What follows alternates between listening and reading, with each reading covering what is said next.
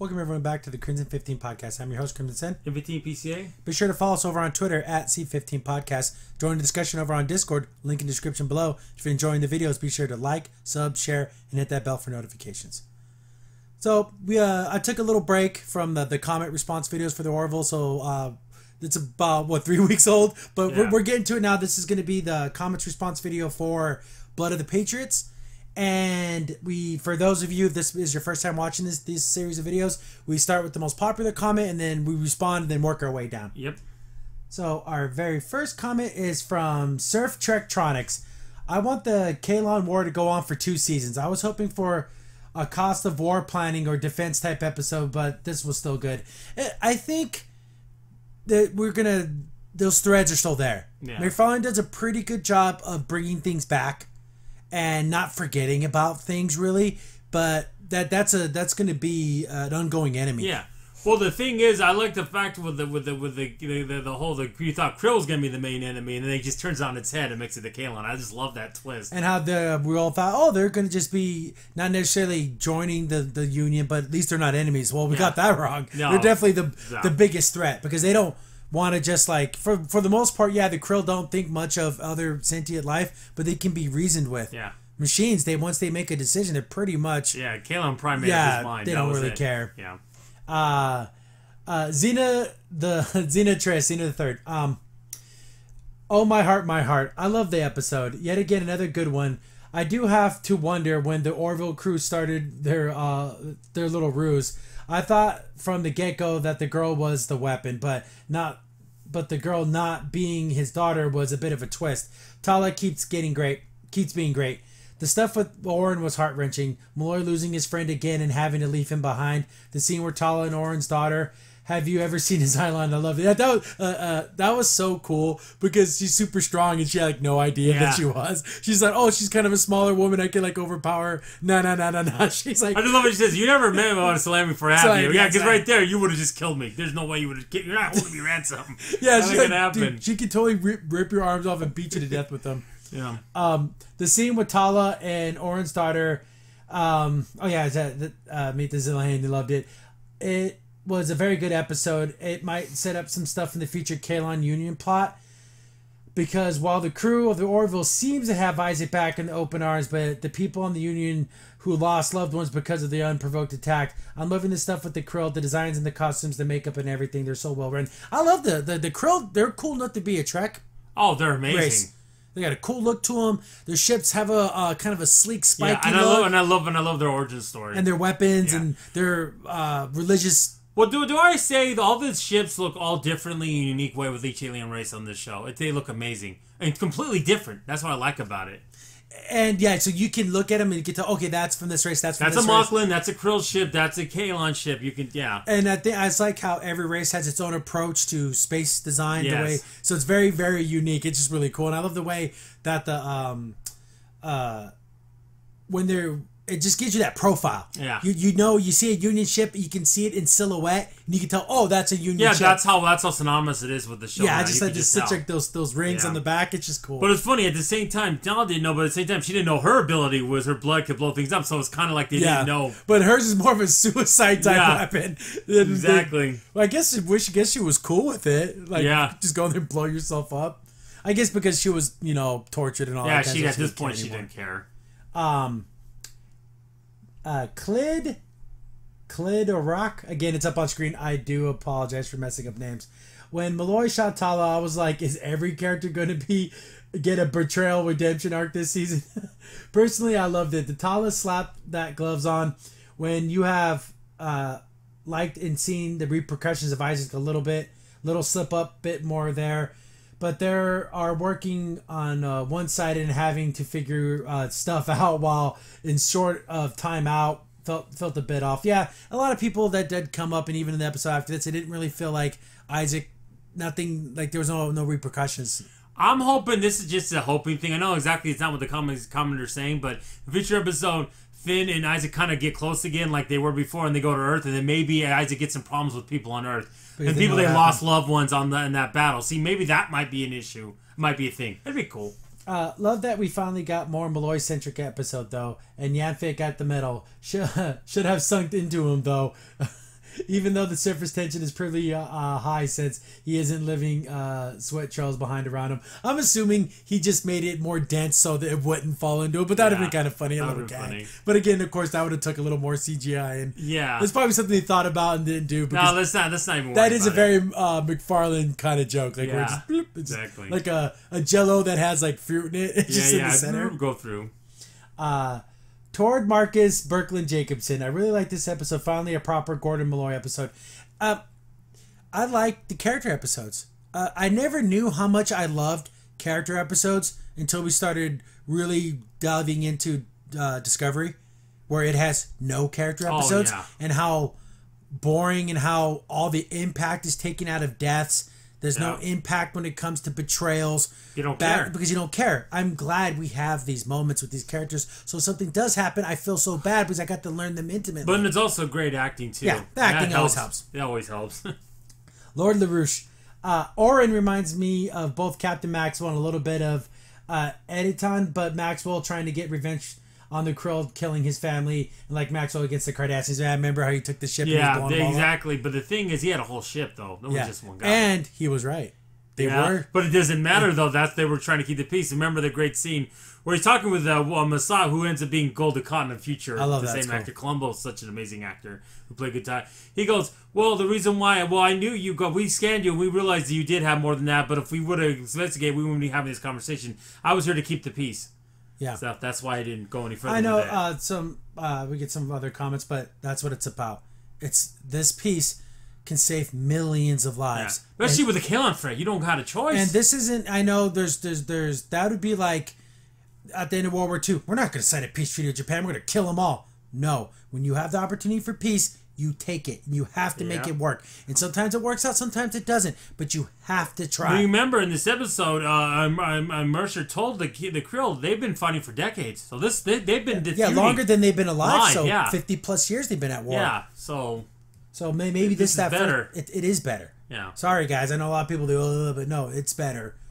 And that's something we should always try to strive for is peace, a galactic peace. Yep. Cartoon fan 959. Imagine that when Ed visits the Krill ship next, the clothes will appear again. Here's a see, they should do a thing where they have like an emissary, like, oh, we'll let some Krill people be on Union ships. Well, you know what I want? I still want her to be back on the dun. But here's the funny thing: since she did all that stuff, why in the world would they permit her? Unless she knows the ship already, so that's why it would. But that's so awkward, that whole situation. But that would be perfect. That'd be funny to see her in her regular Krill aesthetics, being walking around with a whole ship, like, oh, geez. And then certain characters should be able to go over to a Krill ship. That would be cool. I think they should do something like that. It kind of again reminds me of that episode where Riker went to the Klingon ship. That was such a good episode. That's so cool. I just love the fact that he had to like earn their respect. Like he transported the captain, so he became captain. That was funny. I love it. He's a captain of a Klingon ship. It always comes back to Trek all the time. Yeah. It's when it's good, it's great, and that's what I love about the Orville. Just it gives me all those feelings again, and I love it. The Van D4LL. I was taken by surprise how well Malloy fought his friend in the shuttle was awesome, and the daughter, female alien Trisha with the explosive blood, cool. It's a very unique thing, and again, it goes shows you how smart Finn is. How Dr. Finn just is aware of those things. And she's like, oh my goodness, purge that room of all the nitrogen and put a shield around it because that girl can go kablooey without, any minute. And it's funny, she just knows by the blood. Yeah. She knew. She's like, oh, great, we got to do this. Man, I'm glad she did know if she didn't. And it's a super rare thing. Yeah. That was a cool little fight. Well, I got to do some fisticuffs. Yeah, it was a pretty cool fight. I liked it. Is that eggnog? That was fun. Yeah, it looks like eggnog to me. But yeah, imagine just like weaponizing a whole race's blood like that. I know, crazy. And it's power enough to blow up ships. Yeah. And for a while there, I was thinking, are the Krill lying? Were ships actually destroyed? But apparently they were. He destroyed thousands of Krill. Just killed them. But he was already free. He didn't have to. He wasn't escaping. Revenge. Yeah. Lord LaRouche again. The Krill reference to Star Trek 4. There will be no peace. Yeah, exactly. There will be no peace. But you have to fight for it. I'm sorry. You got to do everything you can. Because what's the other alternative? Millions and millions of more deaths? Yep. Come on, guys. There has to be an end. There has to be a way to end it. Yep.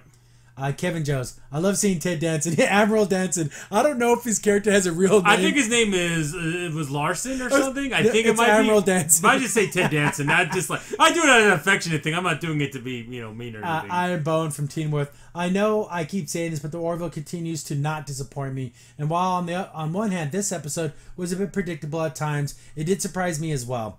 And think that this was a great episode for Gordon. While his comic relief, I like that he got to show more of a serious side, not to mention the action scenes. It's just like the Identity 2-parter that leaves us with that impression. While things between the Krill and the Union aren't rosy, there is still a chance for peace. Exactly. Nothing's ever clean. No. Like, it's never going to be this 100% perfect situation. We get 50% of what we want. Well, it's better than zero. It's better, yeah, it's better than we were before. And even the other one said, we'll trust us mirrors together. That is, we agree with that. You have to earn the trust. You have to. And this is a two-way street. Yeah. Yeah, we're not going to give you everything. You got to trust us and we can trust you. Yep. SJ Pace 1776. The challenge of peace is that there will always be someone who was wronged and never gets revenge. So many constant conflicts run on both sides, pointing back to the events of loss in life and justify to keep the fight going. Oren is a great example of the sympathetic villain. You understand his motivations, but he cannot succeed. Exactly. He lost everything. Well, how's peace justice for me? I'm sorry. You have to. I'm sorry what happened to you, but that's in the past. I'm sorry. Yeah, for all the people who died and all the great wars and everything should just continue. But then to the kill. minute when Malloy said, "Well, maybe for your wife's death," he says, "How? Don't even say it." Right then and there, I'm like, "Okay, that's he's not done. good. He's done. He's going to keep going till he's killed. Yeah, he could not possibly kill enough Krill. He's going to go on a blade of glory. That's what he wants. Yeah, it's like the man is like, what were they guilty of? They're guilty of being bored. He's a man who just wants to go and kill. And there's not enough bodies could fill the hole in his soul. No. It's impossible. So he's going to just keep... The fact that he killed thousands of them... It's still not enough. Not enough. Because it's like... It's that thing like once you think you got your revenge, you'll feel better. Yeah. You won't. And there's another point no one even brings up when you talk about... There's kids on Krill ships. He might not know that, but Mercer knows that. So you killed a bunch of little kids, too. Does that make you feel better? Doesn't matter. Yeah. They'll just grow up to be the enemy. Yeah. That's exactly how... A monster that's how the Krill used to think about the Union and them. That can't think like that. You become the monster. Yeah, you really do. Cartoon fan 959. Bottle show seems like Identity ate a lot of the budget. You think that battle scene is the most spectacular space battle in sci-fi history? It is. It's better than these movies. Even you can even count movies. I thought the space battle in Rogue One was really cool because it took place under the shield, over the shield. That was a good little... It was a good fight, but this, I think, was better. Oh, it was. And that was a movie. Yeah. So, yeah, it ate a lot of the budget, and thank goodness it did, because it looked great. I mean, also, if you're going to do it, go all out. But the thing I'm going to say, though, is that I felt like when I watched it, I even said this probably before, I thought I needed movie theater popcorn and because I thought I was watching a movie. Yeah. Yeah. Invol. That was the name of that species that could blow up the blood. Yeah, so... Brandy and Kevin involves the name of those species. Again, when it's like a one-off species, I wonder if we're going to see more of them. I'm curious because they say they're planet because they've made a deal with the Union. We won't leave our planet. Yeah, because you're deadly to yourselves and to everyone else. Like you literally can just explode. Yep. Talk about the perfect suicide bomber that's in them. Yep. Jeez. Slicer Neons. Very briefly worried that the Sapphire Star would melt through Yamfit. That would have ruined the moment. I knew Robin Atkins Downs was the Krill captain. Recognizing the voice actors gives me an unearned pride. I sympathize with Oren, what he went through. Such a terrible thing to go through. Tala has now earned her place with the crew in my book. I like that the instrument she played. Hope we see more of it. I suspect that the daughter did not expect that twist with the involved. Losing my edge. Yeah, I know, because I honestly thought that was his daughter. Yeah, I did too. I really, really did, because the way he was like so protective of her and everything. No, that was just another tool to do what he wanted. Oh, yeah. So he was willing to kill this young girl. But she's willing to do it too. Yeah. So, but that doesn't make it just. It doesn't make it right. You're using her, but they're using each other. Yeah, you're a freaking monster. Yeah. That fight in the shuttle was much better than the Cleon Orcs and STD season 2 episode 4. They haven't done much. There was some hand-to-hand fighting in the last episode of Discovery reviewed. Be sure to check that out. But it's just like, it's Giorgio being super cool ninja lady. It's like, I want more of a dirty, real fight in that shuttle. That's how, Yeah. It was a messy fight.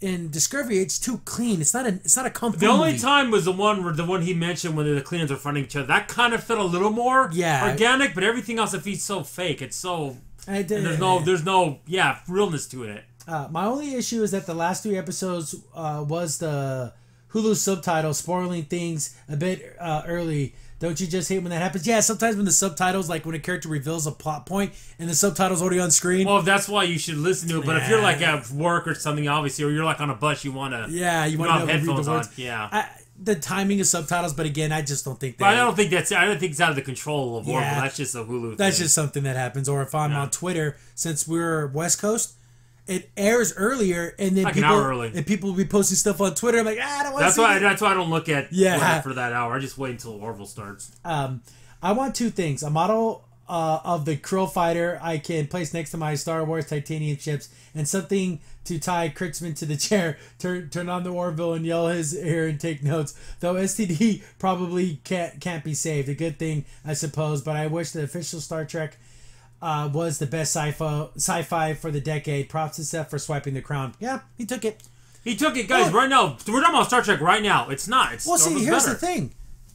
Discovery had the throne. They got off the throne and ran out of the castle. I'm like, where the hell are you going? And then Cedric Falling saw an empty castle and just took it. Remember when Farland, before the first episode came out, he said, "There's a void there, and I'm going to fill that void." For a positive, for the most part, a positive outlook on the future. Not this dirty, dank, everything sucks, everyone hates each other, everyone has secrets. There was a place for that, and that's what we were looking for, and that's where the Orville shines. Yep. And, there's this deceit, and there's backstabbing and stuff, but it's mainly a positive outlook. I would love to live in this future. I'd hate to live on the Discovery. Can you imagine? I never thought I'd ever say that ever in my life. Yeah. I'd always want to live in Star Trek, but not that Star Trek. Yeah. Especially with Captain What's-His-Face and his cyborg. So check out the review, our last episode. That's ridiculous. In Perpetual Infinity, I think is the name of the episode. Perpetual Headache, that's what I call it. It's episode 11. It's awful. It's ridiculous. I would never want to live on the Discovery. No. I am lame bubbles fly so high. Such a nice episode. It had pew pew diplomacy, subtle humor, and finally we get to see Gordon not as a total goof and a one-trick wonder piloting like he usually do, but also a responsible Union Fleet officer and a good friend. He did everything in his power to save that guy. And as a bonus, a new race, and how we know that the Krill, in addition to the military and religious branches, also have a diplomatic branch. If they have diplomats, they are obviously doing this more often than they are just in perpetual war with everybody. Solid 7 out of 10. 10 is unattainable, which means that it's as good as it gets for a standard episode. 10 is unobtainium. But yeah, it's going to show you that maybe the Krill are making that turn. Maybe it's a slow turn, but it's happening. It would make sense to have Tala be one of the ambassadors, like you said, because I don't think they have any real ambassadors because they don't see a reason to do that. Yeah. So maybe they're going to have to get him, and Tala might be the first one because she experienced living under humans for 3 months. At least being around them and realizing, hey, these people aren't so bad. Yeah, and she knows it. Yeah, they're not having religious ceremonies where they're chopping people's heads off and mashing them up with that knife. Oh my! I love Malloy's look. It's like, oh my goodness, I can't even look at that. So barbaric. Gross. Yeah. I don't want to see someone's head get all mashed up like mashed potatoes. Oh my goodness. Yeah. But see, that's what we call a cultural difference. Oh yeah, just a bit, right? Dogmatic Kerr. I was really proud of Malloy in this episode, but I was most proud and impressed with Captain Mercer. He really has a big picture in mind, the best intentions at heart, and I think he's getting better and better. I thought it was particularly great that he stood his ground while still being open to discussion and trying to understand while dealing with the flack from the other people, really going above and beyond, not just to be the mouthpiece for the Admiralty. His argument with Malloy was fantastic, but something I liked even more was that more calm and subtle discussion with Tala. And this is why peace treaties don't happen every day. Mercer gets the differences between understanding and condoning. Sure, Oren's actions and perspective can be understood, and outside of the armistice, even more than that, but in the end, it's just a perpetuation of the same bloody cycle. If everybody had that kind of throwaway attitude as Oren or a Hollow, I do the same as Tala and Malloy. It'll never ever end. More importantly, it would never have a chance to end. Yeah, exactly. If you have that, well, if they killed my family, I'd want to kill them. Somebody has to break the cycle. Yeah. It's going to be a never-ending cycle of death and killing for decades and decades and decades. Someone has to stop. Yeah. Will it work? But you have to try. And at least you say, I tried. I tried to stop this cycle. I made an attempt to bring peace to the galaxy. And then whatever they do at that point. I felt that 2 scenes had been potentially to be a bit more epic. I would have really liked if Finn had used the emergency command override herself. We already know that the chief medical officer has the power to relieve the officers of duty, so I thought it would have been cool if she would have stated a medical emergency and issued a verbal code command to override the normal protocols and issue a level 12 force field and nitrogen purge herself. That would have been kind of cool. That's a very Star Trek thing too. They should have, but I relieve your duty. Claire needs more clout. Aside from that, I thought that shuttle scene was going to end a bit differently. I thought that Malloy was going to be forced to blow the airlock and get rid of Oren, that he'd be able to just barely hang on and survive himself. I was surprised that Oren gave him time and chance to suit up and abandon his ship when he was so far gone already. I think even in Oren's his vengeance mission, he still saw Malloy as a friend. He said, if you're not going to go with me, then I'll just blow up right here. You can go. Just get out of here. Yeah, because I think even in all that, he still cared about his friend, because when you look at your friend right in the face, can you betray them? From far away, sure, he could betray them. Like if he did something in the ship. Yeah, if he was on the ship and he was off the ship, but when it's face to face, it is so much different. Yeah, it is. I just think... and he knows he was trying to save him. So he's like, I'll just let him go. So sad. He just killed himself. And what a great scene when he's spinning around in the space going. That was such a cool scene. Yeah, it looked cool. Yeah, it did. So much cooler than the Red Angel scene where it was just all CGI. Yeah. And not only that, they kept saying, Red Angel. You know what it is? Stop calling it a Red Angel. It's so stupid. I guess that's just for everyone so they don't have to come up with something new. Whatever. Yeah. Toward Marcus Birkland Jacobson. I like the new alien race too. They could have made it for cool villains. With them looking like humans, it can blend into a crowd and then erase and ease. And they could, like suicide bombers or hot situations, use their blood as an explosive. Yeah, I know that could be pretty damn dangerous. Yeah, it would. But I'm assuming they can have a way to scan them. But that's the thing, like, you're literally a walking time bomb. Yeah. That even without you even on purpose, you could blow up. Their blood's so explosive they have to use regular needles to take out the blood. They can't even use their hyper syringes and all that. Yeah, because of the nitrogen. The nitrogen will just blow up. Could you imagine the first couple of times that they didn't know what was going on? Like we're doing a medical exam and it just killed everyone in the hospital or something. I know, right? Jeez, that must have been horrible. Yeah, I can imagine. Graham Kennedy. Pretty decent episode, but a few things bothered me. One, it was pretty obvious that the guy was a bad guy and not just some escaped prisoner. As soon as the Krill said he's been blowing up ships and he denied it, I thought, well, the most obvious thing here is to play it up as if he's innocent, but then it turns out to be the bad guy. See, I don't think it was that because we can't truly trust the Krill all the way yet. Yeah, and then not only that, like remember Mercer, she asked Tala, and Tala says, I know he's a Union officer, but something about him's off. I don't like him. I don't trust him. Yeah, give me your just feeling, your gut feeling. Reaction. Yeah, but you can't go on just a gut feeling. You can investigate a little bit. You know, that's what she was kind of doing a little bit. And that's the thing. Though, that's the way it would go down. And we can't trust the Krill 100% yet. Because we know how fanatical they can be. If he's just an escaped prisoner, we want him back because he needs to be punished. Yeah. And it's like one of those damn things. It's like it happened at the worst possible time. Yeah. But that's what makes it dramatic. Number 2. It was also pretty obvious that Malloy wasn't going to betray the Orville. This is pretty minor because they only pretend that Malloy had turned into for like 2 minutes. If they had spent half the episode having him and his friend side, it would have been credible all the way at the end, but a major problem. But playing it off as if they did, cut that to a minimum. Still, it was a bit of a bad point for the episode, though. Well, they had his friend is so fanatical that I'm on your side. I wouldn't believe that. Yeah. And that's why when you're with the tell, she says, we already made your choice. By telling me you already made it. You know you want to do and I just had to say it out loud. That was a good scene, too. But he's like, I'm going to get a drink. Like, he just needed some liquid courage. And he's like, I need to tell you something. She's thinking probably a million things. Like, what the hell does he want? Then he's like, oh, no, my friend is a terrorist. Like, full-blown. He wants a shuttle. Oh, what? Okay.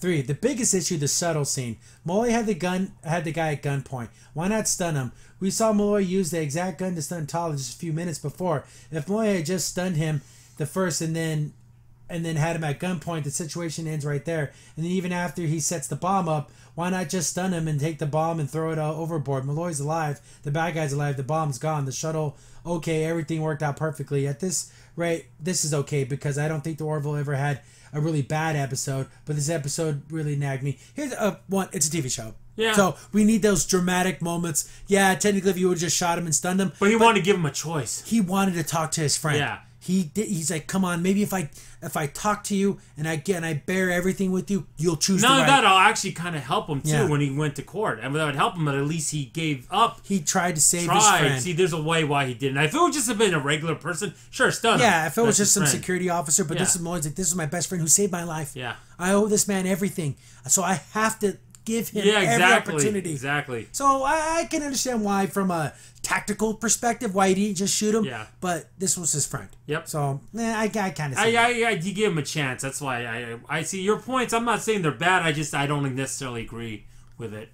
What you were saying. Lane bubbles fly so high. I think that the point with the plot was not in discovering if he was good or a bad guy, because yet you said he was obviously a bad guy. And when it obviously that Gordon will not betray Mercer, the point was to find out if he did it, and the suspense was the uncertainty if he admitted his wrongdoing and ultimately sacrificed himself for the greater good, or if Mercer find a way to save him and the treaty, or go down as a villain. This is not the kind of show which would deal with the twists in plots or betrayals. For example, Star Trek Discovery, The Expanse, The Walking Dead. This is how Star Trek used to do it when it was done by the people who were not idiots. Yeah, I know, exactly, right? And it was one of those things where it's like, how's all this going to come together? Yeah. Do they arrest them? Do they send them back to obviously be, again, interrogated, and their interrogations lead to death? That's just what they do in Crow. That's a death sentence, yeah. So, but is that something that the Union is cool with? But he went and did kill all those people. And at that point, he should be abide by their laws, which would have been death. Yeah. So again, even on our planet and today, if you go to another country and do some stupid crap, you're abiding by their laws, not by the United States or wherever you're from's laws. Yep. So, but to hand someone over to be tortured and killed, oh, that's some tough stuff. That is tough, but you would have to he made the choice for everybody because he ended up killing himself. But there you go. Yep. It's funny when no one's mentioned this yet, but this is I wanted to say this last time, but I forgot to say. This is like the 7th episode of Deep Space Nine, when there was a guy called the Kumar. They were extreme Bajorans that still fought the Cardassians even after the Cardassians left Bajor. And he wanted to, and his plan was to get a bomb on the shuttle and blow up the wormhole to close it. And Kira's with him. He said, "No, we can't do it." And Kira stopped him. See, so it's Kira had to make that choice. But Malloy made, like, there's an interesting little parallel between that and this episode. But that's going to be our last comment for this one. Again, I apologize for being super late, but a ton of stuff happened. And we have this long break with Orville, too. And we have this big break, so I kind of want to break it up a little bit. So we have some Orville content each week. Yeah. So we'll do last week's maybe episode. Next week or the week after, because we got time. Because of all that time. I wish those comic books were out. Then we could talk about those. But that's not until July, unfortunately. But thanks for all the comments, guys. Again, this new YouTube studio beta thing, I don't know if I'm missing comments or if comments are being sent to spam or being sent for held for review, because I don't get a notification for that. So I have to actually go into the likely spam folder every couple of days to see if there's comments in there. So if you had a comment that like disappeared or isn't showing up, it might be there, but I don't get a notification for that. Yeah. It just does it all on its own. That's weird. So I don't know if I'm missing comments. I do apologize. We're not trying to. This new system from YouTube, it's different from what I'm used to. And it's so radically different. Yeah, I think it's cleaner looking, but I was used to how things were before. Yeah, and you have to get used to this new system. Whatever. But thanks for watching, guys. Leaving comments. Join the Discord. We post a lot of the behind the scenes stuff that's posted on other websites there, because it's not big enough for us to do a full video about. So if you want to discuss those kinds of things, it's going to be over in the Discord. Yeah, I already did a couple of those. And they're fun because they're always doing cool stuff. Yeah. But thanks for watching, guys. I've been your host, Crimson. 15 PCA. See you guys next time. See you later. Bye. Crimson Sane here. Thanks for watching the video. If you're enjoying the content, be sure to sub, like, share, and hit the bell for notifications so you don't miss a single upload. If you have any tips or story ideas, hit us up on Twitter at C15Podcast, or better yet, join our Discord server, link in the description below.